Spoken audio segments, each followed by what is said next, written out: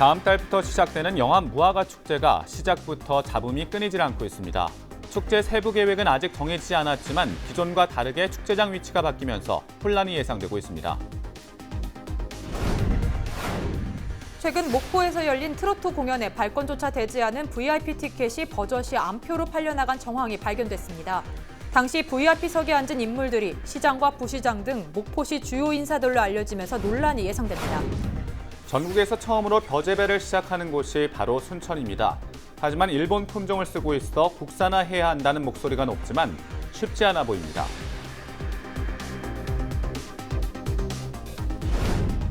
여수 청년몰 꿈뚜랑물이 오는 10월부터 복합문화공간으로 탈바꿈합니다. 단순히 음식만 맛보러 가는 청년몰이 아니라 외식 공간이자 문화공간으로 거듭날 전망입니다.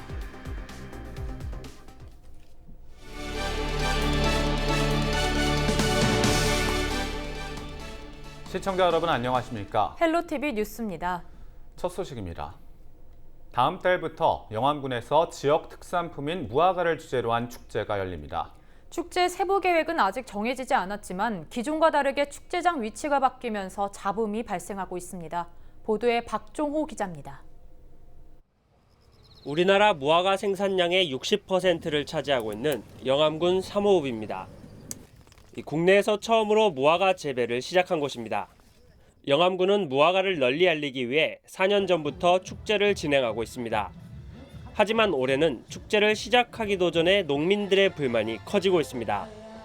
축제장 위치가 기존 장소가 아닌 과거 F1 경기장이었던 국제 자동차 경기장으로 변경되면서 접근성에 문제가 있다는 겁니다.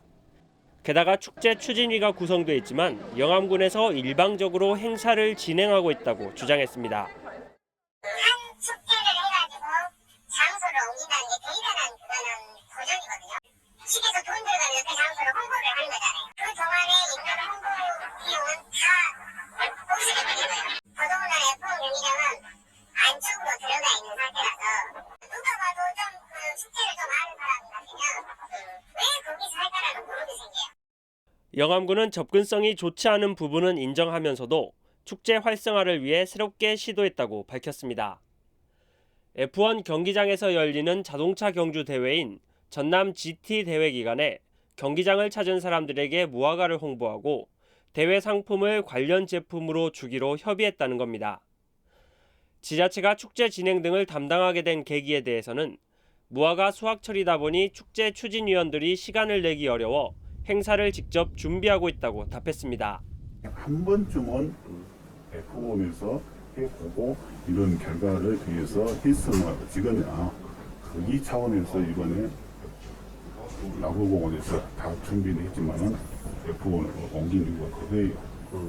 F1을 하면서 좀 접근성은 힘들지만은 차 이동하는 데는 주차 관계는 대해서는 해결이 되니까 그 차원도 있고.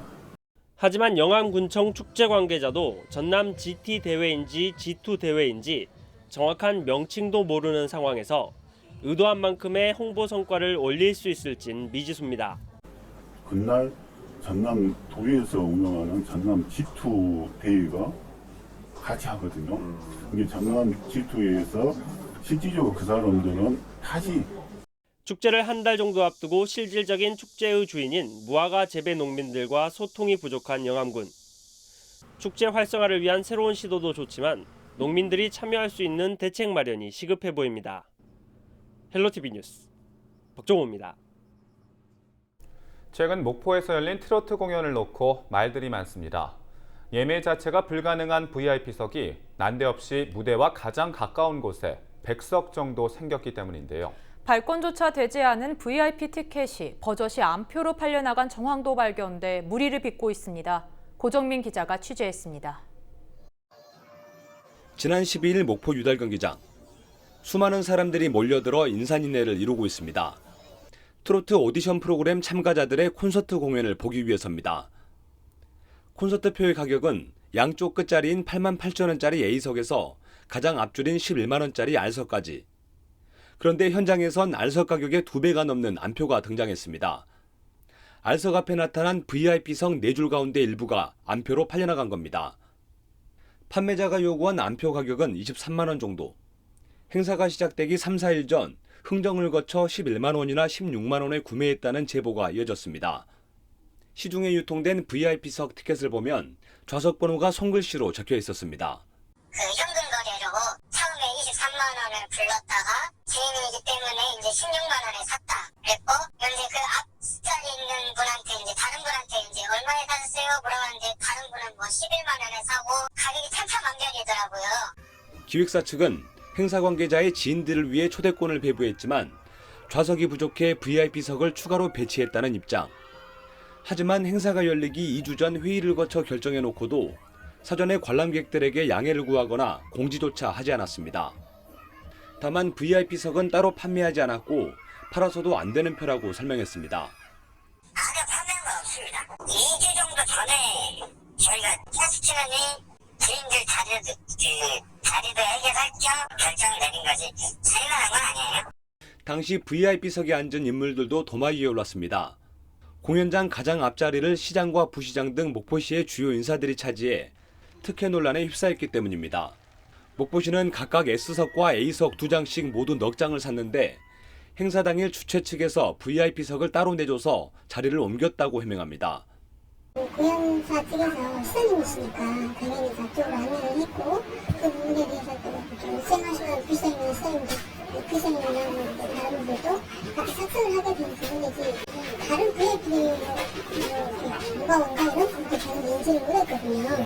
결국 일부 관람객들은 느닷없는 VIP석 등장에 시간과 돈을 들여 가장 앞좌석을 구입해놓고도 뒷자리로 밀려난 꼴이 됐습니다. 여기에 판매가 금지된 VIP석이 안표로 거래된 의혹까지 불거지고 있는 만큼 철저한 진상조사가 필요해 보입니다. 헬로티비 뉴스 고정민입니다. 공농공단지 조성 과정에 부적절하게 보조금을 지원한 공무원 등 관계자들이 검찰에 넘겨졌습니다. 공경찰은 최근 동강 특화 농공단지 조성 사업과 관련해 보조금 관리법을 위반한 혐의로 공무원 12명과 사업 시행사 관계자 3명 등 15명을 검찰에 송치했습니다. 고흥군청 공무원들은 농공단지 사업 추진 과정에 시행사가 자부담금을 내지 않았는데도 보조금을 지원한 혐의를 받고 있습니다. 고흥 녹동항을 둘러보던 아이와 엄마가 바다로 추락해 해경이 긴급 구조에 나섰습니다.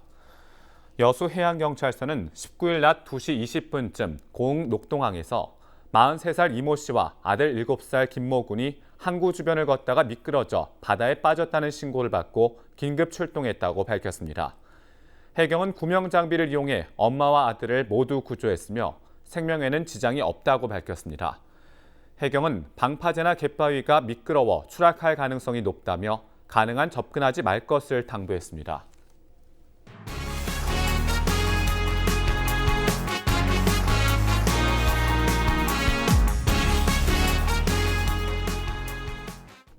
순천시는 해마다 전국에서 처음으로 벼 재배를 시작했습니다.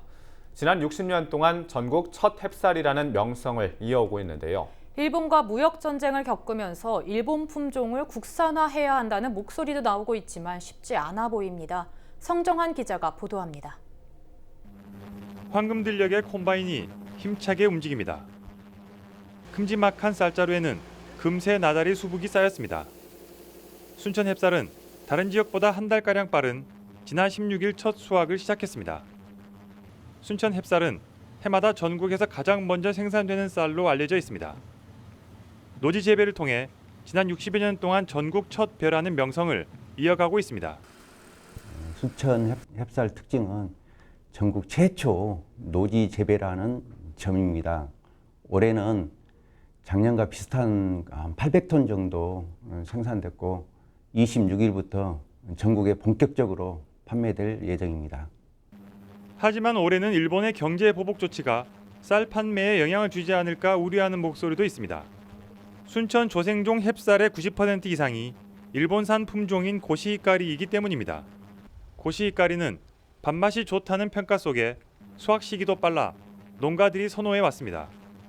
순천농협은 지난해와 같이 예약 문의가 이어지고 있다며 아직은 큰 문제가 없다는 입장이지만 상황을 주시하고 있습니다.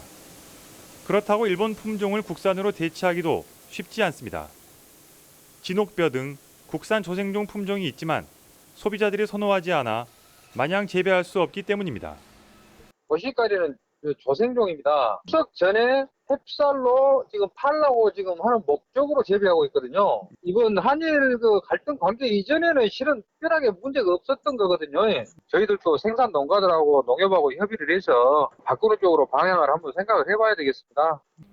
일본과 무역 분쟁이 장기화될 조짐을 보이면서 쌀 품종 국산화에 대한 관심도 커지고 있지만 농가 소득과 직결된 품종 문제를 당장 해결하기는 어려워 보입니다. 헬로티비 뉴스 성정환입니다. 여수 청년몰 꿈뜨락몰이 대변신을 앞두고 있습니다. 오는 10월부터는 청년몰을 이끌어갈 상인도 늘어나고 내관과 외관 보수 공사도 이루어지는데요.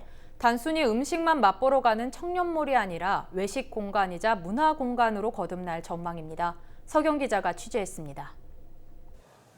지난 5월 한 프로그램을 통해 백종원 대표가 다녀간 이후 매출이 크게 늘어난 여수 청년몰. 음식의 맛과 고객 서비스가 좋아지면서 여수 청년몰은 메뉴 완판 행진을 이어가고 있습니다. 여름 휴가철을 맞아 전국의 관광객들이 찾아오면서 인기는 더욱 높아지고 있습니다. 그냥 다른 데서 쉽게 먹어볼 수 없고 독특하고 맛있는 것 같아요. 여수 오면 한 번쯤 와볼 만한 곳인 것 같긴 해요. 여수 청년몰이 오는 10월 말부터는 새롭게 바뀝니다. 중소벤처기업부 공모사업에 선정되면서 국비 13억 원이 투입될 예정입니다. 청년몰 건물 외관이 완전히 바뀌고 장애인 전용 엘리베이터가 설치됩니다. 청년몰을 찾는 관광객들에게 더 많은 볼거리와 즐길거리, 먹을거리를 선보일 수 있도록 체험 콘텐츠가 늘어날 전망입니다. 지금은 군데군데 비어있는 청년몰 점포에 새로운 상인들이 입주해서 더욱 다채로운 음식을 맛볼 수 있게 됩니다. 그러니까 지금 현재 꿈뜨락몰에서 가장 큰 약점이라면 먹거리와 즐길거리 부분인데, 먹거리는 식사 중심의 먹거리가 보완될 예정이고요. 즐길거리는 고객들이 방문했었을 경우에 다양한 체험과 다양한 휴식형 즐길거리, 이런 부분들이 보완될 예정입니다. 청년 상인들의 공간 여수 꿈뜨락몰. 오는 10월에는 여수를 대표하는 청년 복합 문화 공간으로 거듭날 수 있을지 기대가 모아지고 있습니다. 헬로티비 뉴스 서경입니다. 전라남도의 무역 수지가 흑자로 전환됐습니다. 광주본부 세관의 7월 전남 지역 수출입 동향 자료를 보면 전남 지역 7월 수출은 전년 동월 대비 11.6% 감소한 28억 5천만 달러, 수입은 13.8% 감소한 25억 9,400만 달러로 무역 수지가 2억 5,600만 달러 흑자로 전환했습니다. 전남 지역은 지난 6월에 2억 8,300만 달러, 5월에는 4억 3,500만 달러 적자를 기록하는 등 수개월 동안 무역 수지 적자를 보였습니다. 전라남도가 일본의 수출 규제와 화이트리스트 제외 등으로 어려움에 처한 중소기업의 안정적 경영을 돕기 위해 긴급경영 안정자금을 지원하기로 했습니다. 기업당 융자 한도는 최대 5억 원까지며 상환 기간은 2년 거치 일시 상환입니다. 대상은 7월 4일 이후 일본 수출 규제로 인해 피해를 입은 중소기업이며 전라남도 중소기업진흥원에 신청하면 심사를 통해 자금을 지원받을 수 있습니다. 전라남도가 가고 싶은 섬 사업 대상자를 공모합니다. 가고 싶은 섬 사업은 오는 2024년까지 24개 섬을 선정해 육성하는 사업입니다. 전라남도는 오는 23일 전남 중소기업진흥원에서 관심 있는 시군 공무원과 주민을 대상으로 설명회를 열기로 했습니다. 신청서는 9월 16일부터 23일까지 일주일간 접수하며 서류와 현장, 정책 등 평가를 통해 10월 중 최종 2곳을 선정할 계획입니다. 가고 싶은 섬에 선정되면 해마다 10억 원씩 5년 동안 50억 원이 지원됩니다.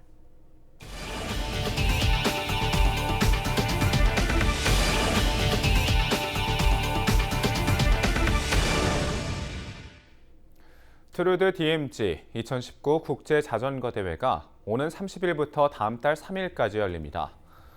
올해로 4회째를 맞는 이번 대회는 평화 그리고 화해 협력, 새 시대를 달린다는 주제로 비무장지대와 접경지역 일원에서 진행됩니다. 닷새 동안 청소년과 동호인 선수, 일반인으로 대상을 나눠 3번의 대회가 치러집니다. 올해 코스는 지난해보다 31km가 연장돼 난이도가 높아졌으며 파주 통일대교에서 군내면 점원교차로까지 왕복 8km 민통선 구간도 새롭게 추가됐습니다. 김현기 행안부 지방자치분권실장은 투르드 DMZ가 평화를 상징하는 국제대회로 거듭났고 접경 지역의 경제 활성화에도 기여할 수 있길 바란다고 전했습니다. 이 대회는 행정안전부와 인천시, 경기도와 강원도가 공동 주최하며 대한자전거연맹이 주관합니다.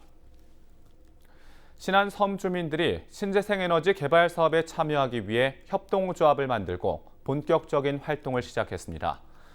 신안 안좌면에 속한 자라도 주민들은 이른바 자라도 신재생에너지 주민군협동조합을 구성하고 8월 말까지 전 주민들을 조합원에 가입시키기로 했습니다. 신안 자라도는 다음 달 67메가와트급 태양광 발전시설을 짓기 위한 공사가 시작될 예정입니다. 신안군은 앞서 신재생에너지 개발 사업에 최대 지분 30%까지 지역 주민들의 참여를 의무화하는 조례를 제정했습니다. 광양시가 산단에서 발생하는 미세먼지를 차단하기 위해 국비 15억 원을 지원받았습니다. 광양시 미세먼지 차단숲 조성 사업은 노후 산단이나 폐철도 등 미세먼지 발생원 주변의 밀도 높은 숲을 조성해서 주거 지역으로 확산되는 것을 차단시키는 사업입니다. 광양읍 익신산단 지역과 태인동 명당산단 3지구에 미세먼지 차단숲이 조성될 예정입니다. 고흥군이 국민의 상 후보자를 추천받습니다. 고흥군은 다음 달 18일까지 국민복지와 지역발전에 공헌한 주민을 대상으로 교육과 사회복지 등 2개 부문에서 후보자를 추천받습니다. 최종 수상자는 심사를 거쳐 오는 11월 1일 국민의 날의 기념식에서 상을 받게 됩니다. 세계적인 해양 유물 전문가들이 한국을 찾습니다.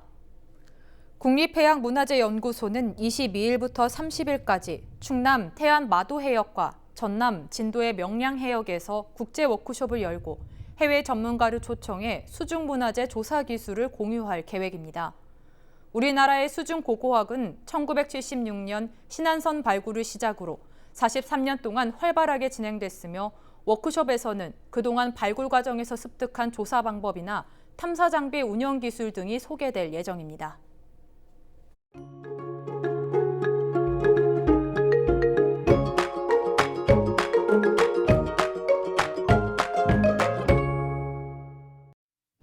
전국에 비가 내리면서 우리 지역 한낮 기온이 29도까지 내려갈 전망입니다.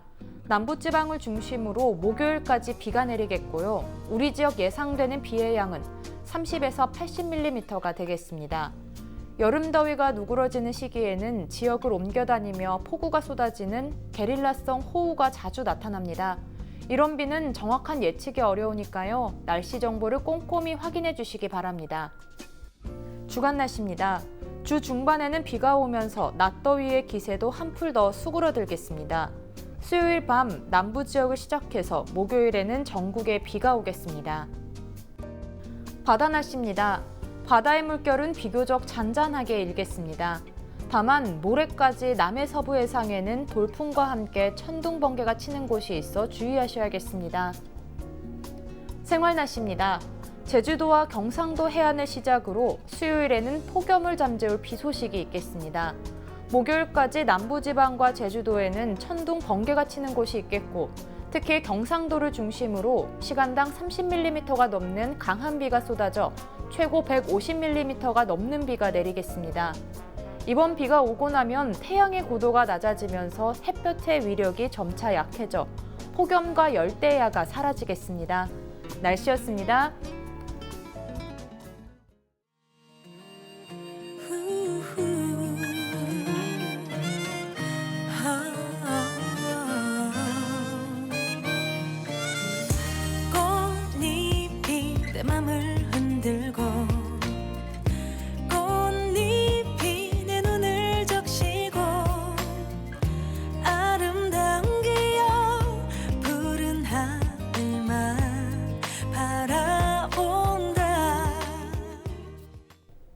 이상으로 헬로티비 뉴스를 마칩니다. 저희는 언제나 지역 주민 여러분 곁에 있겠습니다. 고맙습니다.